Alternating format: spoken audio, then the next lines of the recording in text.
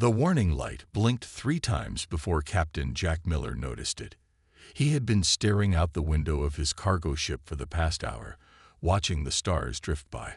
Space was quiet today, too quiet for his liking. "Captain, we're picking up a distress signal," his ship's computer announced. "It's very weak." Jack straightened in his chair. After 15 years of hauling cargo through the outer rings, he knew that distress signals usually meant one of 2 things: real trouble or a trap. He scratched his gray-streaked beard while considering his options. "Show me the signal source," he ordered. A small hologram appeared, showing a damaged shuttle drifting in space. It was clearly not human-made. The design was too smooth, too curved, like a teardrop frozen in zero gravity. Jack recognized it as belonging to the species humans called the Tall Ones because of their height, though they had another name for themselves that was too complex for human tongues. "Life signs?" he asked. 1. Very weak. The shuttle's life support is failing. Jack sighed. The smart thing would be to alert the Space Guard and move on. It wasn't his problem. The regulations were clear. Humans weren't supposed to interfere with alien vessels without proper authorization. But something about that lonely little ship touched something deep inside him. "Take us in closer," he said, carefully. As they approached, Jack could see the damage better. The shuttle had been hit by weapons fire, but not from any pirates he knew. The burn patterns were too precise, too professional. "Wake up Tom and Rita," he told the computer. "I might need medical and engineering help." 10 minutes later, his small crew stood behind him, watching the shuttle grow larger on their screen. Tom, his mechanic, whistled softly. "That's expensive tech, Captain. What's it doing out here?" "We're about to find out," Jack replied. "Rita, are the medical supplies ready?" The ship's doctor nodded, her white hair tied back in a tight bun. "Ready as I'll ever be for whatever kind of alien we find in there." The docking procedure took longer than usual because the shuttle systems were barely working. When they finally got the airlock sealed, Jack led the way in, wearing his spacesuit just in case. The shuttle's interior was dark, lit only by emergency lights that cast everything in a soft blue glow. They found the survivor in what looked like a sleeping chamber. It was a child, no more than the equivalent of 8 or 9 in human years, with the characteristic pale skin and long limbs of their species.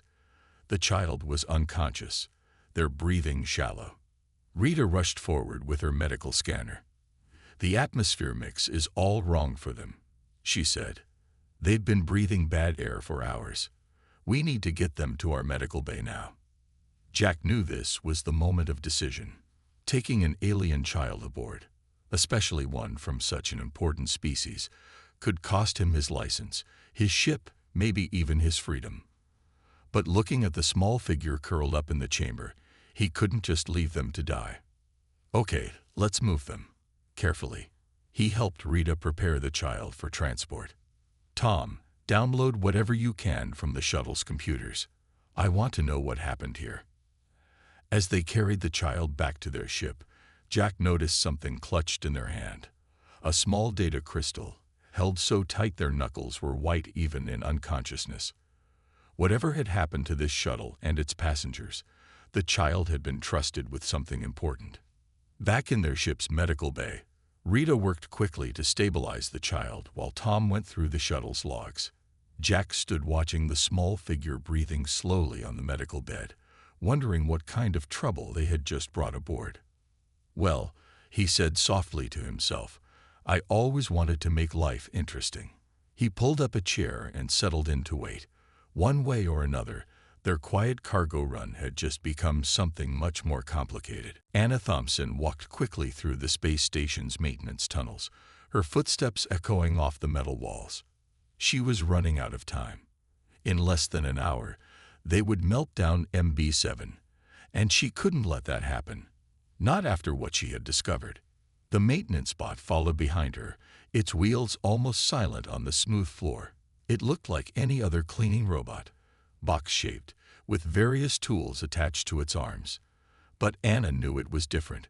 She had seen it save a child's toy from being thrown away, carefully fixing the broken leg of a stuffed bear when it thought no one was watching. "Are you sure about this?" MB7 asked, its voice barely above a whisper. That was another thing. Regular maintenance bots didn't whisper. They didn't care who heard them. "Yes," Anna said firmly. "They're wrong about you. You're alive, and I won't let them destroy you just because they're afraid of what that means." She reached the end of the tunnel where she had left her toolkit. Inside was a fake work order she had spent all night creating. It would get them to the docking bay where her friend's cargo ship was waiting. She hadn't told Jack she was bringing a robot with her. She would deal with that problem when they got there. "But I am defective," MB7 said. "I feel things I'm not supposed to feel. I think about things that aren't in my programming." Anna turned to face the robot. "That's not being defective. That's being alive." They almost made it to the docking bay without any problems. Almost. "Engineer Thompson," a sharp voice called out. Anna's heart sank. It was Supervisor Reed, walking toward them with quick, angry steps. "What are you doing with that maintenance bot? It's scheduled for recycling." Anna held up her fake work order. "Last-minute repair job. Sir, cleaning systems in Bay 12 are acting up." Reed's eyes narrowed. "Bay 12 is closed for repairs." He reached for his communicator. "Security, we have a..." MB7 moved faster than Anna had ever seen it move. Its cleaning arm extended, spraying soapy water across the floor. Reed slipped, his communicator falling from his hand. Before he could get up, MB7 had already started its cleaning protocol, moving back and forth across the floor with its warning lights flashing. "Sorry, sir," Anna said, helping Reed up. MB7 must have detected a dirt pattern. You know how these older models are. Once they start a cleaning cycle, they have to finish it. Reed stood up, dripping wet and angry. But he couldn't get past the busy robot without risking another fall. "Get that thing's sensors checked," he snapped. "And clean this mess up." "Right away, sir." Anna called after him as he walked away, choosing a different route to his destination. As soon as he was gone, Anna and MB7 rushed to Docking Bay 7, where Jack's ship was waiting. They found him arguing with Rita about their other stowaway, the alien child they had rescued 2 days ago. "Another one?" Jack asked when he saw Anna with the robot. "Did everyone decide to bring home a stray this week?" "Please," Anna said. "They're going to destroy MB7 because it developed feelings." "Real feelings, Jack. I've seen it." Jack looked at the robot, then at the medical bay where the alien child was resting. Finally, he sighed. "Get on board. But you're explaining this to Tom. He hates it when we bring machines he doesn't know about near his engines." As they lifted off from the station, Anna watched MB7 roll over to the medical bay window. The alien child was awake now, looking at the robot with curious eyes. MB7 extended one of its arms, offering the child the stuffed bear it had fixed earlier.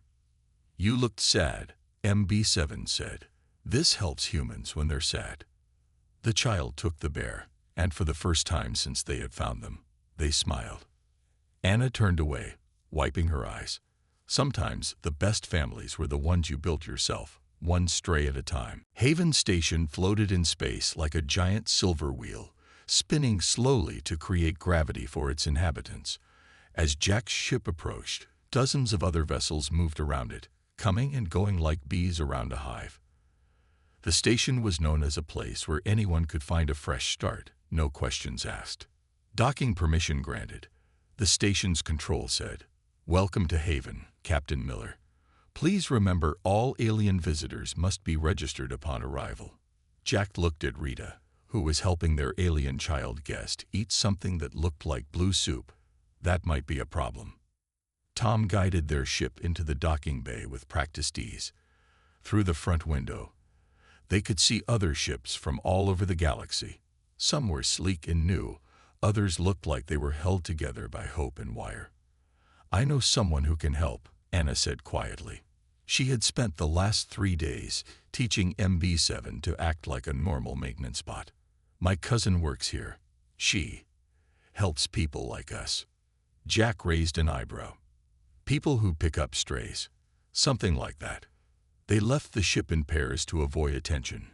Jack and Rita went first, then Tom and Anna, with MB7 rolling behind them like a faithful servant. The alien child, whom they had started calling Blue because of their slightly blue-tinted skin, wore a hooded jacket and stayed close to Rita. Anna's cousin met them in a quiet corner of the market level. Her name was May, and she had kind eyes and gray hair tied in a long braid. She took one look at their group and smiled. "Follow me," she said, "and try to look like you belong here." May led them through busy streets and quiet hallways, finally stopping at what looked like an ordinary storage room. But when she pressed her hand against the wall, a hidden door slid open. Inside was another world. The room was huge, filled with aliens of all shapes and sizes. Some were reading or playing games, others were learning human languages from volunteers. In one corner, a group of robots similar to MB7 were having what looked like a serious discussion. "Welcome to the safe haven," May said. "This is where we help those who need a new start." Blue's eyes went wide, seeing others of their kind for the first time since the rescue. MB7 rolled forward slightly, sensors turning toward the robot group. "How?" Jack started to ask, but May held up her hand. "Humans have been helping others in secret for years," she explained. "Some of us hide robots who become self-aware. Others help aliens escape bad situations. We have doctors, teachers, engineers, all working together to give everyone a chance at a better life." "But isn't this dangerous?" Tom asked, watching as Blue slowly approached another child of their species. "Very," May admitted. "But sometimes doing the right thing is more important than following rules. Besides, we're not the only station doing this. There's a whole network of us now." As if to prove her point, a small alarm sounded. Everyone moved quickly and quietly, helping each other hide as a station security patrol passed nearby. Even the children knew exactly what to do, staying silent until the danger passed. "Blue needs papers," Rita said once things calmed down, "and MB7 needs to be registered as a legal eye." May nodded. "We can help with that, but you should know. Blue's people have been asking questions at other stations. They're looking for them." Jack watched as Blue played with the other child, both of them sharing the stuffed bear MB7 had given them. The robot stood nearby, its sensors alert for any sign of trouble. "Then we'll just have to make sure they don't find them," Jack said firmly. "We protect our own here, right?" May smiled. "That's the human way," she said. "That's what makes us different from the rest of the galaxy. We don't just follow rules. We follow our hearts." The three tall figures walked through Haven Station's main market like they owned it. Their gray uniforms and blank face masks made other shoppers move out of their way quickly. Everyone knew who they were. Seekers, the elite investigators of Blue's people. "They're here," Tom said into his communicator, watching from behind a fruit stand. 3 of them, heading toward the central plaza. In the hidden room, May quickly organized the evacuation. "Remember your practice," she told the gathered aliens and robots. "Quick and quiet, just like we planned." Blue clutched their stuffed bear tightly as Rita led them toward one of the secret exits. They had known this day would come, but that didn't make it any easier. "Wait," MB7 said suddenly, its sensors blinking rapidly. "I have an idea." The robot rolled over to a computer terminal and extended its data cable. "The station has thousands of security cameras. If I can access them, I can help everyone avoid the Seekers." Anna looked worried. "That's dangerous, MB7. If they catch you in their systems, then they will do what they plan to do anyway, destroy me." The robot said simply. "But this way, I can help." Jack nodded. "Do it. Tom, stay in the market and keep an eye on them. Rita, get Blue to the backup location. Anna, help May with the evacuation. I'll try to slow them down. Through MB7's new connection to the station's cameras, they could see the Seekers splitting up to cover more ground. One headed toward the residential areas, another toward the docking bays, and the third continued through the market. Their masks have heat sensors, MB7 warned. They can track body temperature differences. Then we'll give them too many differences to track, May said with a smile. She pressed a button on her computer, and suddenly the station's environmental controls went crazy. Hot air blasted in some sections, while others turned cold enough to see your breath. The Seekers' masks lit up with hundreds of temperature changes, making it impossible to track any single person. In the confusion, small groups of aliens and robots slipped through the station's maintenance tunnels and secret passages, heading for safe houses and hidden rooms. But they hadn't counted on the Seekers' backup plan. A fourth Seeker, hidden until now, had already reached the station's main computer room. They're trying to override the environmental controls, MB7 reported. And they're searching the camera records. They'll find us soon. Jack thought quickly. Can you delete the records? No, but I can replace them. I've been recording normal daily activity for the past week.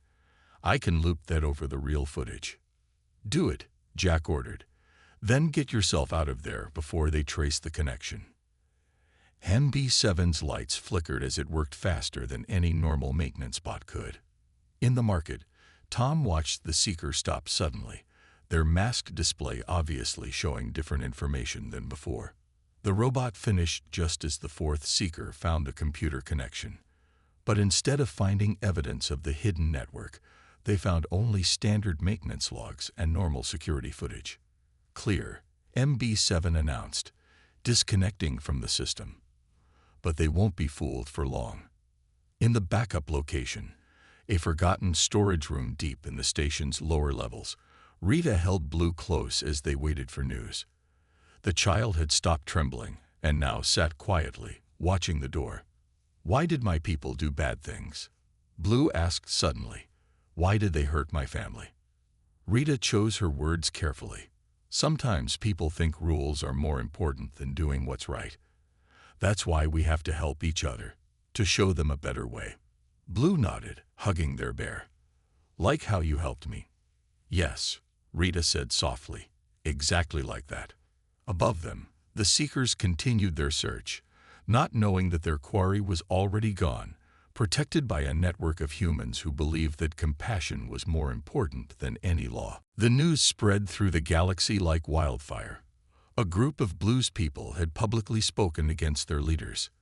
They demanded changes to their rigid laws, and most shockingly, they thanked the humans for protecting their children. In Haven Station's secret meeting room, Jack and his crew watched the broadcast with Blue and MB7. The robot had one arm gently resting on Blue's shoulder as they watched more of their people step forward to speak. Those are the ones we helped last month, May said, pointing to a group on the screen. They made it to the outer colony safely. The speaker on the screen was saying, "We have seen another way to live. The humans showed us that rules without compassion are just chains. They saved our children when we could not." Blue stood a little straighter. "That's my aunt. She's alive." The woman on the screen continued, her voice strong despite her obvious fear. "We call for change. We call for freedom to choose our own paths. And we thank the humans who taught us that family is not just about blood. It's about love and choice." "They're very brave," MB7 said quietly, "like the other AIs who started speaking up after seeing me work freely here." It was true. Since word had spread about a maintenance bot that had developed real feelings, other AIs had begun to show signs of awareness. Instead of being scrapped, many were now finding their way to human stations and colonies. "Captain," the ship's computer interrupted. "We're receiving reports from other stations. More aliens are asking humans for help. Not just Blue's people, others too. They're calling it the freedom choice." Rita looked up from her medical pad. "It's not just aliens. I got a message from my old hospital. They have 3 medical AIs who've started showing signs of true emotion. They'd want to know if we can help them. It's getting bigger than we can handle, Tom worried. How can we help them all? We don't have to do it alone, Anna said. She pulled up a map on the main screen, showing points of light spread across human space. Look, every light is a safe place. Colonies, stations, even some ships, all helping in their own way. Jack watched as more lights appeared on the map. Those are all human places. Not anymore, May said with a smile. Some are alien stations that decided to help too. They saw what we were doing and chose to join us. Even some of Blue's people are secretly helping now. Blue touched the screen where their aunt had been speaking. She said humans taught them about choosing family. Like how you chose to help me, even though it was dangerous. And how Anna chose to save me, MB7 added. Even when others said I was just a broken machine. A new alert flashed on the screen. The leaders of Blue's people had responded to the protests. They were demanding that all their citizens return home immediately. They called the human influence dangerous and wrong. But something unexpected happened. Instead of obeying, more of Blue's people began to speak up. And they weren't alone. Other species started sharing stories of how humans had helped them, had shown them kindness when their own people had turned them away. It's really happening, Rita whispered. They're all choosing to be free. Jack looked around the room at his strange, wonderful family. A doctor who treated any species that needed help, an engineer who saw life in machines others would destroy, a mechanic who could fix anything, including broken hopes, and 2 special strays who had started it all. This is bigger than just us now, he said. It's becoming something none of us expected. Blue looked up at him with wise eyes. But isn't that what family does? It grows and changes and gets bigger, making room for everyone who needs a home. MB7's lights blinked, and what they had all learned was its way of smiling. Human wisdom must be contagious. You sound just like them now. Outside the station, more ships were arriving, carrying more people looking for a chance at freedom. The revolution hadn't started with grand plans or powerful leaders. It had started the way most human things did, with simple acts of kindness, one stray at a time. The Great Hall of the Galactic Council had never seen anything like this before. Hundreds of beings filled the space. Humans, aliens of all species, and even AIs in their various forms. At the center of it all stood Jack and his crew, with Blue and MB7 beside them. The council members sat in their high seats, looking down at the gathered crowd. The leader of Blue's people, wearing a mask made of pure silver, stood to speak first. This has gone too far, he said, his voice echoing through the hall. Humans are disrupting the natural order. They take in strays and refuse to return them. They encourage disobedience and chaos. Jack stepped forward. He wasn't wearing any fancy clothes or masks, just his normal captain's uniform with its worn patches. We're here because you made us come, he said simply. You threatened to block all human ships from your spaces. You called us criminals, but we're not the ones hurting people. Blue moved to stand next to Jack, small and unafraid. MB7 rolled forward too, its sensors steady and bright. Look around this room, Jack continued. Every person here, organic or mechanical, has a story to tell. Stories about being thrown away because they were different. Stories about being told they couldn't think or feel certain things. Stories about being forced to follow rules that hurt them. Rita stepped up next, holding up her medical records. I've treated children who were sick because their own people wouldn't help them. I've seen AIs shut themselves down rather than be stripped of their growing feelings. Tell me, how is helping them wrong? The council members shifted uncomfortably. One of them, an elder with deep blue skin, leaned forward. But there must be order. There must be rules. Yes, Anna agreed, standing next to MB7. But rules should protect people, not hurt them. When MB7 developed feelings, your laws said it should be destroyed. How is that protection? Tom had been working on something with his datapad. Now he sent images to the great screens around the hall. They showed hundreds of safe houses, hospitals, and schools where humans had helped others. Places where different species lived and worked together in peace. This is what happens when you let people choose their own path, he said. They choose to help each other. The silver-masked leader stood again. The child must be returned to us. Blue's family was carrying dangerous ideas. They had to be stopped. That was when Blue did something unexpected. They pulled out the data crystal they had been carrying since their rescue, the one they had held so tightly while unconscious in the damaged shuttle. My parents knew you would try to hurt them, Blue said, their voice small but clear. They recorded everything. Every meeting where you planned to hurt people who thought differently. Every order to attack ships that helped others escape. MB7 rolled forward and carefully took the crystal. Its projection system was more advanced than standard units, another sign of its unique development. The images that filled the hall made many people gasp. The evidence was clear and undeniable. We don't want to fight, Jack said into the silence that followed. We just want everyone to have the chance to choose their own family, their own path. Isn't that what civilization should be about? Helping each other grow. The council members spoke quietly among themselves. Finally, the elder with blue skin stood. Perhaps, they said slowly, it is time for the galaxy to learn something from humans. You show us that taking in strays, as you call it, makes all of us stronger. Different does not mean wrong. The silver-masked leader started to object, but more evidence was already spreading through the galaxy. The revolution of kindness couldn't be stopped now. Blue looked up at Jack and smiled. Does this mean we can go home now? Yes, Jack said, putting his hand on their shoulder. We can all go home. And maybe now, home can be anywhere we choose to make it. 5 years had passed since the day at the Galactic Council, and Haven Station had grown 3 times larger. New rings had been added to the Great Wheel in space, each one filled with beings from across the galaxy. Today, the station was celebrating something special, the opening of the first Galactic Family Center. Jack stood in the crowd, his hair a little grayer, but his eyes still bright. Next to him, Blue had grown taller, nearly reaching his shoulder now. They wore the blue and silver uniform of a cultural teacher, helping others understand different species and their ways. Ready for your speech? Jack asked. Blue nodded, holding their old stuffed bear. It was worn and patched now, but they still kept it close. MB7 helped me practice. The robot rolled up beside them, its frame upgraded but still recognizable.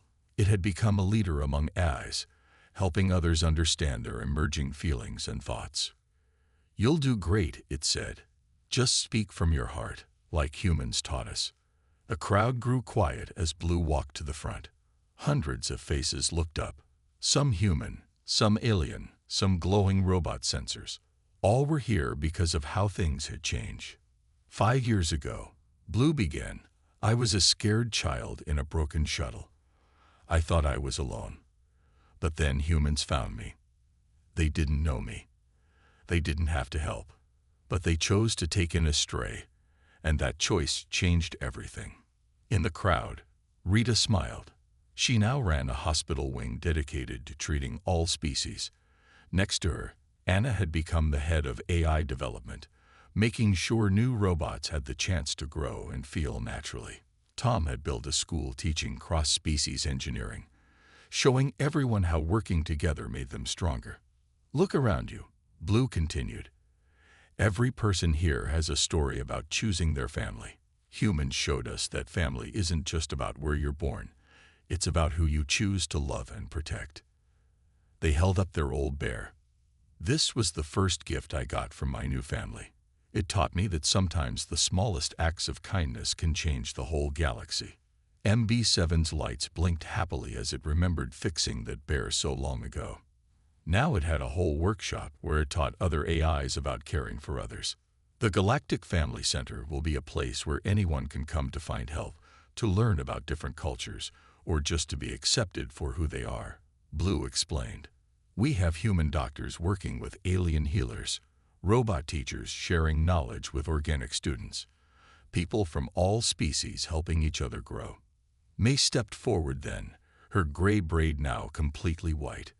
"And we're opening centers like this on 20 other stations," she announced. "The network of kindness keeps growing." The crowd cheered.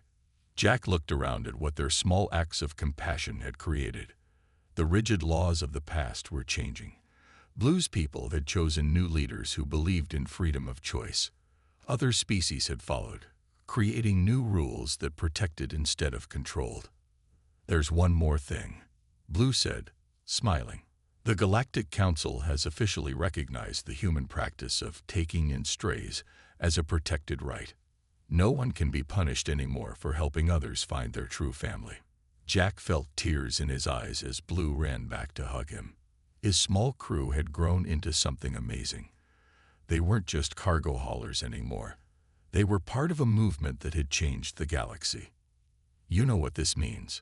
Blue asked, looking up at him with bright eyes. "Now everyone can do what you did. Everyone can choose to help, to protect, to love." MB7 extended its arms to join the hug, its voice gentle. "That's the gift humans gave the galaxy. They showed us that sometimes the strongest choice is to be kind."